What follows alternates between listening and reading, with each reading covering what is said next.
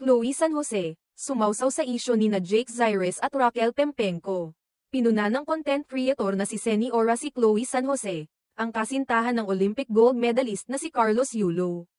Dahil sa pagpapakialam nito sa kontrobersya sa pagitan ni Jake Zaires at ng kanyang ina na si Raquel Pempenco.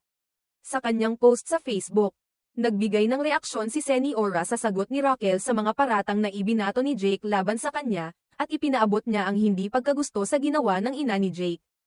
May ganyan palang nanay, ang naging komento ni Seni Ora, na tila nag-aalala sa mga pangyayari. Hindi nakaligtas kay Chloe ang pahayag na ito ni Seni Ora. Kaya't sumagot siya at naghayag ng komento tungkol sa isang ina na katulad ni Raquel. Meron pa akong kakilala, ganyang-ganyan din, Seni Ora, ang komento ni Chloe. Ngunit hindi na niya tinukoy kung sino ang tinutukoy niyang ina. Matapos marinig ang sinabi ni Chloe, tila hindi natuwa si Seni Ora at bumwelta siya ng may pagkairita. Chloe, yan ka na naman. Kaya gigil sa'yo mga matatanda eh, ang sagot ni Seni Ora, na ipinahayag ang kanyang hindi pagkasiyahan sa pagpapakialam ni Chloe sa issue. Tila ang huling komento ni Seni Ora ay nagpapakita ng hindi pagkakasundo sa opinyon at aksyon ni Chloe tungkol sa issue ng pamilya ni Jake Zaires.